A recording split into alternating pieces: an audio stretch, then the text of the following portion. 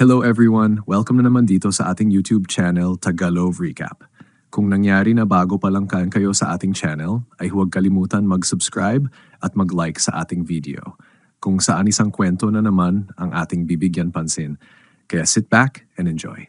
Ang pelikula ay nagsisimula sa futuristikong Canada kung saan ipinagbawal ng gobyerno ang panganganak ng pangalawang anak upang kontrolin ang populasyon. Walang sinumang pinahihintulutang magkaanak ng higit sa isa kahit na mamatay ang una. Sa mahigpit na binabantayang border station ng Canada-United States, isang automated na boses ang humihiling sa lahat na dalhin ang kanilang personal na gamit sa inspection office. Si John Henry Brennick, isang dating opisyal ng militar at ang kanyang asawang si Karen Brennick ay nasa kotse na papasuri. Ang mag-asawa ay tila kinakabahan tungkol sa inspeksyon. Nang igalaw ni Karen ang kanyang braso, lumitaw ang isang magnetic vest na suot niya sa ilalim ng kanyang overcoat. Lumalabas na buntis si Karen at papunta sila sa Vancouver upang manganak ng kanilang pangalawang anak. Pagkapanganak ng unang anak, binibigyan ng gobyerno ang babae ng tubal ligation. Gayunpaman, sinuwerte si Karen at muling nabuntis. Kaya't suot niya ang magnetic vest upang itago ang kanyang pagbubuntis. Sa inspection center, iniutos ng mga sundalo na bumaba sila ng kotse kasama ang kanilang mga gamit. Habang sinusuri ng isang sundalo ang bag ni Karen, isang babae sa harapan nila ang naaresto dahil sa pagbubuntis. Ngunit nang dumaan si Karen sa scanning machine, pinigilan ng magnetic vest na maalerto ang mga gwardiya. Nakalabas ng ligtas ang mag-asawa, ngunit may isang gwardiya na lumapit sa kanila at napansin ang magnetic vest ni Karen. Nagring ang alarm at inatake sila ng mga sundalo. Nakipaglaban si John at tumakas kasama si Karen upang tumawid sa tulay. Habang hinahabol sila ng mga sundalo, hiniling ni John kay Karen na tumakbo nang wala siya at pumayag siya kahit labag sa kalooban. Nahuli agad si John ngunit nakatakas si Karen. Sa sumunod na eksena, makikita si John at iba pang mga bilanggo sa isang sasakyan dinadala sa isang kulungan na tinatawag na Fortress. Ito ay isang pribadong pag-aari na maximum security prison na pinapatakbo ng Mentel Corporation. Nasa gitna ng isang napakalawak na disyerto ang Fortress at imposibleng makatakas mula rito. Pagdating nila sa pasilidad, pinahubad sila ng mga guwardiya. Isang boses sa background ang bumati sa mga bilanggo at ipinakilala ang sarili bilang Director Poy. Dinala ang mga bilanggo sa isang silid kung saan lahat ay nilagyan ng Psychological Security Intelligence System. Ang sistema ay inilalagay sa kanilang bituka at nagti-trigger kapag sinuman ay lumabag sa mga patakaran ng kulungan. Ang proseso ay tinatawag na intestination. Inanunsyo ni Poy na pagkatapos ng implantation ng teknolohiya, ang mga bilanggo na tatawid sa dilaw na linya sa sahig ay makaranas ng matinding sakit sa tiyan at ang mga tatawid sa pulang linya ay mamamatay agad. Isang bilanggo ang kinabahan at tumawid sa dilaw na linya. Agad siyang bumagsak sa sakit. Hindi sinasadyang natawid din niya ang pulang linya. Nagsimulang bumula ang tiyan ng lalaki at kalaunan ay sumabog. Iba pa mga bilanggo ay inilalagay sa isang elevator na bumababa sa ilalim ng lupa. Ibinunyag na ang kulungan ay 30 palapag sa ilalim ng lupa. Si John at isang kapwa bilanggo na nagngangalang Nino Gomez ay ibinaba sa isang palapag. Sila ay sinalubong ng isang monitoring device na tinatawag na Z10 na dinala sila sa isang masikip na selda. Isa sa mga bilanggo na nagngangalang Stigs ay sumigaw kay Zed. Sinasabing sobra na ang dami ng tao sa selda, ngunit binalaan siya ni Zed na siya ay intestinate. Ang mga selda ay may laser beam na humahadlang sa mga bilanggo na makalabas kapag hindi kinakailangan. Ipinakilala ni John ang sarili sa isa pang bilanggo na nagngangalang D-Day. Habang sila ay naghahanda ng matulog, sinabi ng pangatlong bilanggo na nagngangalang Abraham kay John na huwag mangarap. Pagkatapos matulog ng lahat, dumating si Zed upang inspeksyonin ang mga bilanggo. Siniskan nito ang mukha ni John at pumasok sa kanyang panaginip. Nanaginip si John tungkol sa pakikipagtalik kay Karen. Sa ibang lugar sa monitoring room, pinapanood ng direktor ng kulungan na si Poy ang panaginip ni John at nagkaroon ng pagkagusto kay Karen. Pinapaalala ni Poy kay John na ang pangangarap ay isang hindi autorisadong proseso ng pag-isip na hindi pinapayagan sa pasilidad at kinising siya. Matinding sakit sa kanyang tiyan ang nagpapahirap sa kanya na nagpapahiwatig na siya ay na-intestinate. Kinabukasan, ang mga bilanggo ay pinapagawa sa ilalim ng lupa. Isang homosexual na bilanggo na nagngangalang Maddox ay sexual na inaabuso si Nino. Sumaklolo si John at nakipaglaban kay Maddox. Pinatigil ni Zed ang kaguluhan sa pamamagitan ng pag-activate ng aparato sa kanilang tiyan. Pagkatapos, ang tatlo ay nilagay sa isang maliit na selda ng laser at tinanong kung sino ang nagsimula ng away. Takot na takot si Nino kay Maddox upang sabihin ang totoo. Upang iligtas si Nino, nagsinungaling si John na siya ang nagsimula ng away. Dinala siya sa opisina ni Poe kung saan si Abraham ay nag-aahit ng balbas ni Poe. Ipinakita ni Poe kay John ang isang live na video ni Karen na naliligo. Lumabas na siya ay naaresto pagkatapos ni John at dinala rin sa kulungan. Inintestate ni Poe si Karen at John na nagpadama sa kanila ng sakit bilang parusa. Pagkatapos, sinabi ni Abraham kay John na ang mga palapag A at B ay mga quarters ng kababaihan, kaya't maaaring naroon si Karen. Makikita natin si Karen sa kanyang selda na nakikipag-usap sa isang kapwa buntis na babae.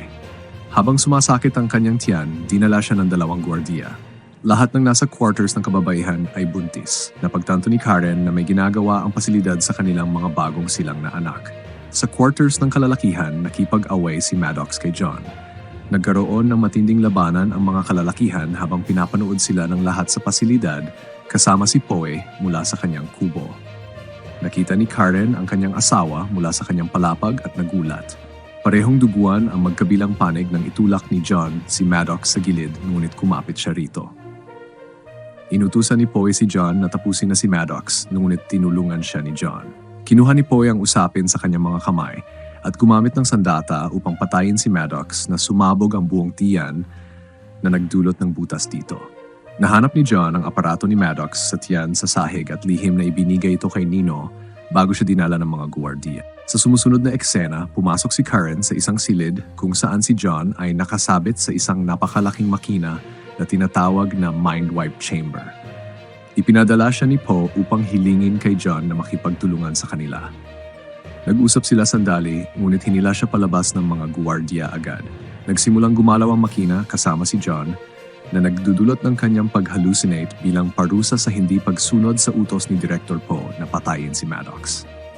Unti-unting nagsimulang masira ang utak ni John habang nakikita niya ang kanyang mga alaala noong nasa militar siya, ang araw ng kanyang kasal at iba pa.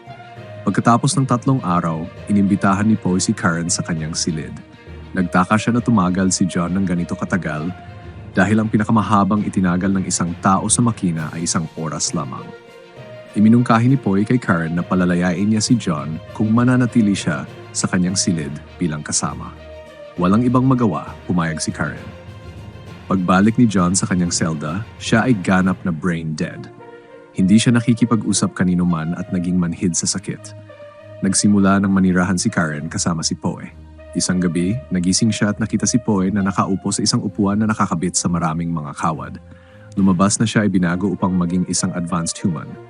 Hindi siya natutulog o kumakain, ngunit kumukuha ng mga amino acids 1 beses sa 1 buwan. Ganito rin ang nangyayari sa lahat ng mga batang ipinanganak sa kulungan. Dumadaan sila sa iba't ibang mga pamamaraan upang maging advanced humans upang isang araw ang sangkatauhan ay maging malaya sa sobrang populasyon at gutom. Si Poe ay isa sa mga unang sanggol na ineksperimento. Nabigla si Karen sa impormasyong ito. Lumipas ang 4 na buwan at hindi pa rin gumagaling si John. Sinabi ni Abraham sa kanya na ipinapakita na ang tiyan ni Karen at malapit nang ipanganak ang kanyang anak. Hindi tumugon si John, ngunit pumatak ang isang luha. Nang gabing iyon, nilinlang ni Karen si Poe na uminom ng alak na nagdulot ng kanyang pagkatulog. Ginamit niya ang control panel upang kontrolin ang panaginip ni John kung saan nakita niya ang batang bersyon ni John na nakulong sa isang hukay. Inilabas niya ito mula sa hukay na nagbalik kay John sa kamalayan. Natuwa at nagulat ang mga kaibigan niyang bilanggo na bumalik siya. Hiniling ni John kay Abraham na tulungan siyang makatakas kasama si Karen. Bagamat may pag-aalinlangan, pumayag si Abraham na tulungan siya. Sinabi ni Abraham kay Karen ang tungkol sa paggaling ni John. Tuwang-tuwa si Karen na nagtagumpay ang kanyang plano. Sinabi niyan makakatulong siya sa pagtakas at nagsimulang magplano. Nang maglaon, iniabot ni Nino kay John ang aparato na nakuha niya mula sa katawan ni Maddox. Ang kaibigan nilang bilanggo na si D-Day ay dating computer geek bago makulong. Iminungkahi niyang i-disassemble ang aparato at pag-aralan ito. Sunod na makikita si Karen na nagnanakaw ng isang diamond-like holographic lens mula sa silid ni Poe. Halos mahuli siya. ngunit nagawa niyang itago ang aparato sa loob ng kanyang bibig. Iniabot niya ang aparato kay Abraham kinabukasan at hiniling na ibigay ito kay John. Ayaw ni Abraham na mapahamak, ngunit pumayag siyang gawin ito bilang pabor. Ginamit ng mga lalaki ang protective laser beams ng selda upang i-trigger ang lens at tingnan ang hologram ng pasilidad. Natuklasan nila na may paraan palabas sa pamamagitan ng construction site. Kinabukasan, ibinalik ni Abraham ang lens sa silid ni Poe. Hiningi ni Poe kay Karen na hiwalayan si John at magpakasal sa kanya. Sinabi niya na ituturing niyang sariling anak ang bata at ipinangako pang palayain si John. Tinanggap ni Karen ang alok para sa kanyang asawa at anak. Samantala natuklasan ni D-Day kung paano gumagana ang intestinate device. Ang aparato ay magnetic at maaring gamitin upang alisin ang mga aparato mula sa ibang mga katawan. Sinubukan nila ang proseso at nagulat nang ito ay gumana. Nakuha nila ang lahat ng kanilang intestinate devices. Kinabukasan, binalaan ni Zed si Poe na tingnan ang footage mula sa security camera kung saan nakita niya si Karen na nagnanakaw ng lens at si Abraham na ibinabalik ito. Galit na galit si Poe dahil sa pagtataksil, ngunit sinabi ni Zed na siya ay natanggal na sa tungkulin dahil sa kanyang kapabayaan. Samantala, isinakatuparan ng mga lalaki ang kanilang plano. Inilagay nila ang kanilang mga intestinate devices sa isang metal pipe sa construction area at nagkunwaring nag-away. Nang malaman ni Zed ang tungkol sa away, pinagana nito ang mga intestinates na nagdulot ng pagsabog. Nagbukas ito ng daan para makalabas sila sa pamamagitan ng tubo. Ngunit pinagana ni Poe ang mga steam valves at pinakawala ng mainit na gas sa mga tubo upang matrap sila. Pinagana rin niya ang strike clones na nagsimulang magpaputok sa grupo mula sa loob ng pasilidad. Natrap sila sa tubo. Isang bilanggo si Stiggs ay nataranta at sinubukang bumalik sa pasilidad, ngunit binaril siya ng mga clones at napatay. Samantala, nilapitan ni Abraham si Karen sa pasilidad, ngunit bago pa man sila makakilos, natagpuan sila ni Poe. Pinatay ni Poe si Abraham at inutusan ang ilang sundalo na dalhin si Karen upang gawing advanced human ang kanyang anak tulad niya. Samantala, nagawang patayin ng mga lalaki ang isa sa mga clones at nalaman nilang siya ay isang advanced human din. Kinuha ni John ang kanyang baril at inatake ang ibang mga clones. Nakapasok sila sa pasilidad habang nakikipaglaban sa mga clones.